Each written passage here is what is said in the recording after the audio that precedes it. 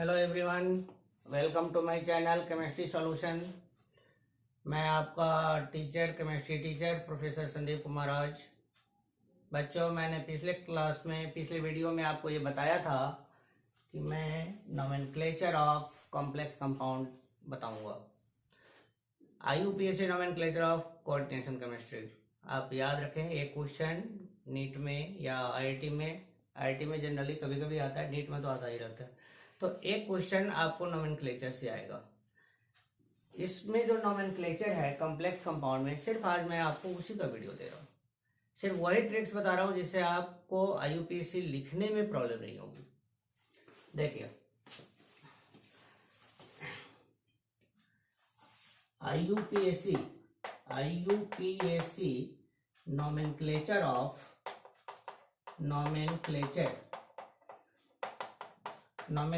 Of complex compound।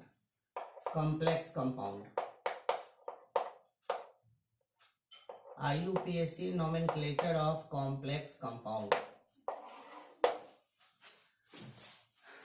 कोई भी complex compound है, कोऑर्डिनेशन केमिस्ट्री आपने पढ़ा होगा, कोई भी कॉम्प्लेक्स कंपाउंड है उसमें हमें उसका नाम लिखना होता है। नाम लिखने के लिए IUPAC में मेथड है। दो तरह के कंपाउंड्स हमारे होते हैं। एक होते हैं सिंपल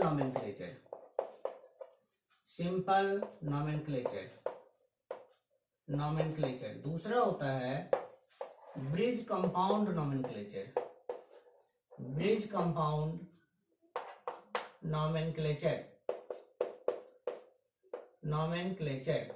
दो तरह का नोमेनक्लेचर आपको पढ़ना है, लेकिन ये नोमेनक्लेचर आपके नीट और IIT मेन के लिए नहीं है, ये IIT एडवांस के लिए है। हम आपको इसको दूसरे वीडियो में डालेंगे।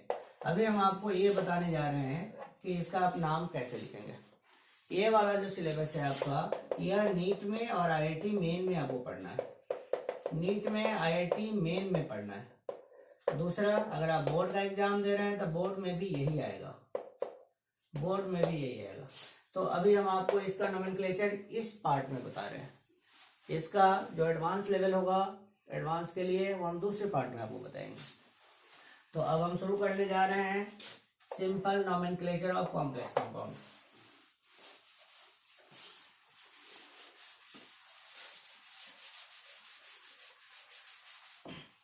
आपको लिखना है simple nomenclature of complex compound. Simple nomenclature of complex compound. Simple nomenclature of complex compound. देखिए जरा कैसे करेंगे बच्चों। यह कोऑर्डिनेशन केमिस्ट्री 12th क्लास का चैप्टर है। अगर आप 11th क्लास के स्टूडेंट हैं तो आपको यह नहीं समझ में आएगा। यह 12th क्लास का टॉपिक है। देखिए, simple nomenclature of complex compound. हम पहले एक डायग्राम बनाएंगे। यह इसका फॉर्मेट है, मैं बना रहा हूं।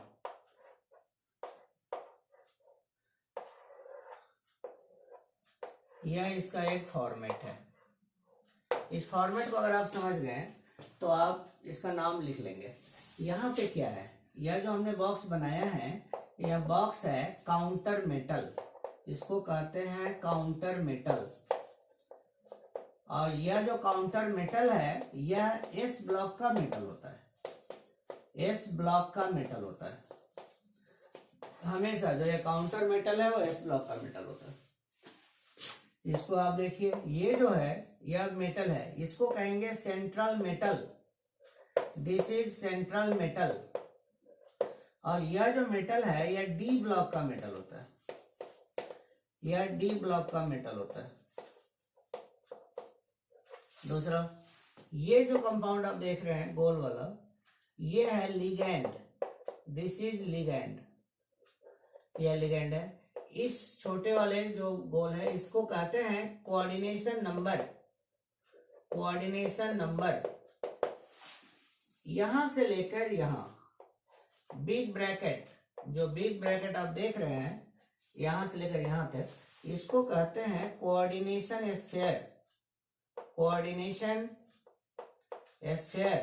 This is called coordination sphere. फिर से आप देखिए, यह काउंटर मेटल है, S ब्लॉक का मेटल है। यह सेंट्रल मेटल है, यह डी ब्लॉक का मेटल है, यह लिगैंड है, यह कोऑर्डिनेशन नंबर है, और यहां से लेकर यहां जो बिग बॉक्स के अंदर है उसे कहते हैं कोऑर्डिनेशन स्फीयर। यहां पर यह है ionization sphere, this is called ionization, this is called ionization sphere, यह आयोनाइजेशन स्फीयर है। चलिए, अब किसी भी कॉम्प्लेक्स कंपाउंड में ये चीजें होती है, लेकिन हो सकता है या ना हो सकता है या ना हो, लेकिन इसका होना नेसेसरी कंडीशन है। That means for being complex compound coordination sphere is the necessary condition. अगर किसी कंपाउंड में काउंटर मेटल नहीं है कोई बात नहीं, आयोनाइजेशन स्फीयर नहीं है कोई बात नहीं है, लेकिन कोऑर्डिनेशन स्फीयर का होना जरूरी है। अगर कोऑर्डिनेशन स्फीयर नहीं है तो कॉम्प्लेक्स नहीं है। कॉम्प्लेक्स की पहचान इसी से होती है, कोऑर्डिनेशन स्फीयर से होती है। तो इसमें अभी हमने बताया यह काउंटर मेटल है, इस ब्लॉक का मेटल होगा, सेंट्रल मेटल है, डी ब्लॉक का मेटल होगा, लिगैंड होगा, कोऑर्डिनेशन नंबर होगा। यहाँ पे लिगैंड क्या करता है, यह यहाँ पे कोऑर्डिनेट बॉन्ड बनाता है, यहाँ पे यह कोऑर्डिनेट बॉन्ड बनाकर ऐड रहता है, कोऑर्डिनेट बॉन्ड के थ्रू एडेड रहता है सेंट्रल मेटल के साथ। यह है कॉम्प्लेक्स कंपाउंड। अब हमें देखना है कि इसका हम नाम कैसे लिखेंगे। देखिए जरा, मैं अब आपको नाम लिखने का मेथड बता रहा हूं।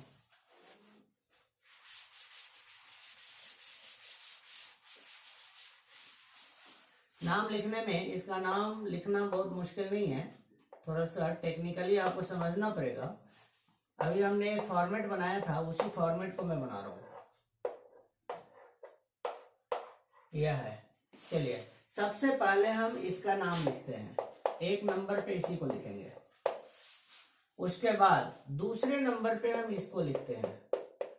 कौन किसके बाद आएगा उसकी हम सीक्वेंस आपको बता रहे हैं। सबसे पहले काउंटर मेटल लिखेंगे, उसके बाद हम कोऑर्डिनेशन नंबर लिखेंगे, उसके बाद हम लिगैंड को लिखते हैं, तीसरे नंबर पे लिगैंड को लिखते हैं, चौथे नंबर पे हम सेंट्रल मेटल लिखते हैं। लेकिन आपको याद रखना है कि सेंट्रल मेटल जब हम लिखेंगे तो इसमें हम इसकी वैलेंसी निकालेंगे, वैलेंसी, और इसको रोमन में लिखना है। वैलेंसी निकालेंगे और रोमन में लिखना है। चलिए, उसके बाद 4 नंबर हो गया। अब 5वें नंबर पे हम इसको लिखेंगे। यही लिखने का इसका सीक्वेंस है। पहले नंबर पे हम काउंटर मेटल लिखेंगे, दूसरे नंबर पे कोऑर्डिनेशन नंबर लिखेंगे, तीसरे नंबर पे लिगैंड को लिखेंगे, चौथे नंबर पे हम सेंट्रल मेटल को लिखेंगे, लेकिन उसके बगल में उसकी वैलेंसी को लिखेंगे और ब्रैकेट के अंदर लिखेंगे, और वैलेंसी जो निकालेंगे वह रोमन में होगा। वैलेंसी को हम ऑक्सीडेशन नंबर भी कहते हैं, आप इसको ऑक्सीडेशन नंबर भी कह सकते हैं। अब हमने इसकी वैलेंसी निकाला, यहां पे 5वें नंबर पे आएगा। मान लीजिए कोई कंपाउंड है, उस कंपाउंड में यह और यह नहीं दिया हुआ है, तो 1 नंबर नहीं दिया हुआ है, हो सकता है ना दिया हो। नहीं दिया हुआ है तो फिर हम यहां से शुरू करेंगे 2 नंबर से, 3 नंबर, 4 नंबर। ये नहीं दिया हुआ है, छोड़ देंगे, ये तो रहेगा ही रहेगा। दूसरी बात, किसी भी कंपाउंड में नोट में आपको लिखना होगा कि किसी भी कंपाउंड में अगर काउंटर मेटल प्रेजेंट है, या तो काउंटर मेटल प्रेजेंट है या नहीं तो कोऑर्डिनेशन स्फीयर के ऊपर माइनस चार्ज है, उस स्थिति में आप सेंट्रल मेटल के साथ सफिक्स ATE यूज करेंगे, सफिक्स ATE यूज करेंगे। कब यूज करेंगे सेंट्रल मेटल के साथ सफिक्स ATE? जब काउंटर मेटल प्रेजेंट होगा, या नहीं तो कोऑर्डिनेशन स्फीयर के ऊपर माइनस चार्ज होगा, नेगेटिव चार्ज होगा, तब हम सफिक्स ATE यूज करेंगे विद सेंट्रल मेटल। दूसरा, एक बात तो ये हो गया। दूसरी बात, अगर किसी कंपाउंड में पॉजिटिव चार्ज आ रहा है, नेगेटिव चार्ज नहीं है, पॉजिटिव चार्ज है, तो सफिक्स ATE यूज नहीं होगा। लेकिन लास्ट में नाम जो हम लिखेंगे उसके लास्ट में आयंस विल बी यूजेज, सिर्फ लास्ट में आयंस लिख देंगे। पॉजिटिव चार्ज होगा, ions will be written at the end of the name if positive charge is present over coordination sphere। अगर पॉजिटिव चार्ज प्रेजेंट है कोऑर्डिनेशन स्फीयर के ऊपर, तब आपको नाम के लास्ट में आयंस लिखना होगा। I repeat again, if positive charge is present over coordination sphere, then ions will be written at the end of the name. तीसरा में क्या है कि अगर किसी भी कंपाउंड के अंदर एक से अधिक लिगेंड है, नंबर ऑफ लिगेंड है, तो आप अल्फाबेटिकली लिगेंड को अरेंज करेंगे। लिगेंड अल्फाबेटिकली मैनर में अरेंज होगा, अल्फाबेटिकली मैनर में अरेंज होगा। फिर से मैं बोल देता हूं, अगर किसी भी कंपाउंड में if more than one ligand is present in any compound then it is arrange alphabetically. Alphabetical order में आपको अरेंज करना है। मैंने यहाँ लिखाया नहीं है, मैंने बोल दिया है, आप इस पॉइंट को माइंड में रखेंगे, आप इसको नाम को लिख सकते हैं। चलिए अब हम नाम लिख रहे हैं। नाम कैसे लिखेंगे? हमने एक एग्जांपल लिया K4Fe(CN6), यह कोई कंपाउंड है। देखिए बिग ब्रैकेट है, यह क्या है? काउंटर मेटल है, यह सेंट्रल मेटल है, यह लिगैंड है और यह कोऑर्डिनेशन नंबर है। इसमें आयनाइजेशन स्टेट नहीं दिया हुआ। चलिए अब इसका नाम लिखना है। पहले तो हम इसी को लिखेंगे 1 नंबर पे, इसका नाम होगा पोटेशियम। क्या हो गया?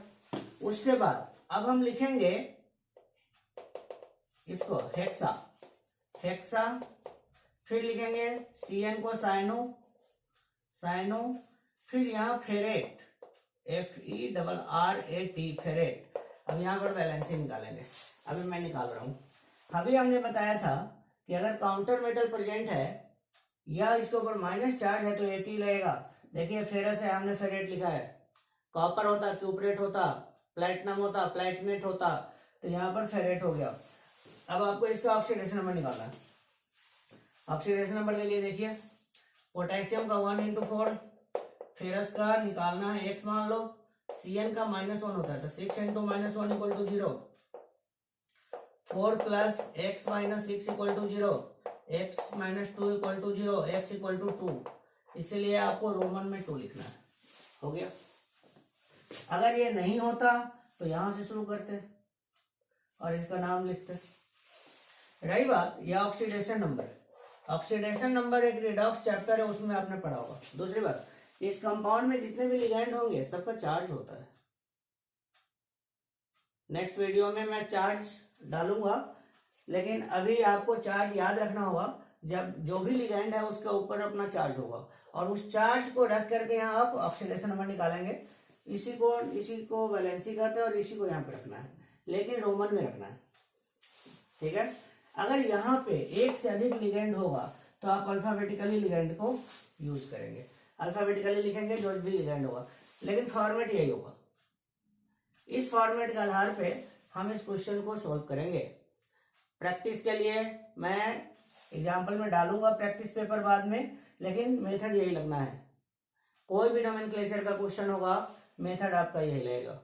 अगर इतना आपको समझ में आ जाता है तो कोई भी क्वेश्चन आप लिख सकते हैं, किसी भी क्वेश्चन का नाम लिख सकते हैं। यह मेथड था कॉम्प्लेक्स कंपाउंड में नाम लिखने के लिए। इसी मेथड से आपका जो बोर्ड का क्वेश्चन होगा 12th में वो आएगा। इसी क्वेश्चन से IIT मेन का सॉल्व हो जाएगा। इसी मेथड से इसी तरह का क्वेश्चन नीट में आएगा।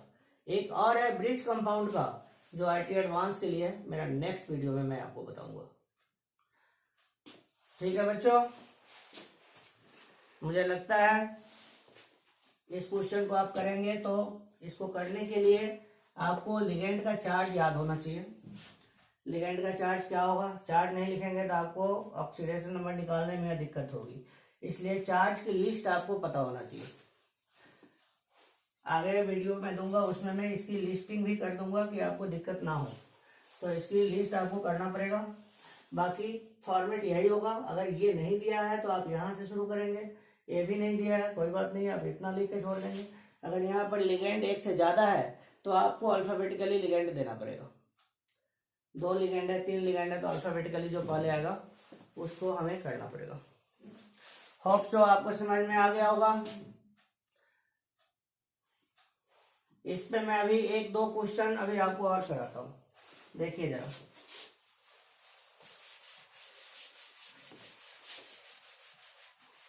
एक क्वेश्चन है CrH2O होल ट्वाइस Cl2NO3, यह क्वेश्चन है। इस क्वेश्चन को आपको सॉल्व करना है। कैसे करेंगे? देखिए इसमें इस कंपाउंड में अभी हमने बताया था कि एक से ज्यादा लिगेंड होगा तो आप अल्फाबेटिकली लिखेंगे। यहाँ पे 2 लिगेंड आ गया, यह सेंट्रल मेटल है, काउंटर मेटल नहीं है, तो काउंटर मेटल नहीं है तो 1 नंबर तो खत्म। अब ये 2 है, इसको कहते हैं क्लोराइडो, इसको कहते हैं एक्वा। क्लोराइडो है और एक्वा है, तो पहले आप एक्वा लिखेंगे तो डाई एक्वा, डाई क्लोराइडो। पहले एक्वा है, अल्फाबेटिकली ये पहले आएगा, सी बाद में आएगा, तो लिखेंगे डाई क्लोराइडो, नहीं डाई एक्वा। एक्वा, वाटर को एक्वा कहते हैं, तो डाई एक्वा, डाई क्लोराइडो, डाई क्लोराइडो। देखिए यह एक्वा है, यह क्लोराइडो है, अल्फाबेटिकली ये पहले आएगा तो पहले आपको इसको लिखना था, डाई एक्वा डाई क्लोराइडो। उसके बाद क्रोमियम, क्रोमियम। उसके बाद यहाँ तो आपको वैलेंसी लिखना है, बाद में लिखना है नाइट्रेट, नाइट्रेट। अभी हमने बताया था जो नहीं है उसको छोड़ देंगे, 1 नंबर नहीं था छोड़ दिया, 2 नंबर से हमने शुरू किया है। यहाँ पर 2 लिगेंड है तो दोनों को हमने अल्फाबेटिकल ऑर्डर में लिखा है। यहाँ पे काउंटर मेटल नहीं है और माइनस चार्ज भी नहीं है, इसलिए एटी यूज नहीं हुआ। तो अब हम क्या करेंगे, डाई एक्वा, डाई क्लोराइडो, क्रोमियम। चलिए अब इसका ऑक्सीडेशन नंबर आपको निकालना है, तो क्रोमियम का X मान लिया, वाटर का 0 इंटू 2, वाटर का चार्ज 0 होता है, वाटर न्यूट्रल स्पीसीज है, वाटर एक लिगेंड है लेकिन उसका चार्ज 0 होगा।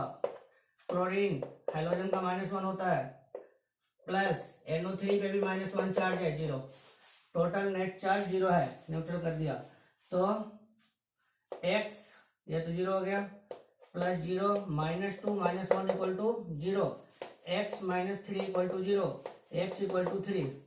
यहाँ पर इसका जो चार्ज होगा ये 3 होगा। अभी हमने बताया था कि अगर लिगेंड 1 से ज्यादा है तो अल्फाबेटिकली लेना होगा। इस तरह इस क्वेश्चन को सोल्व करना पड़ेगा।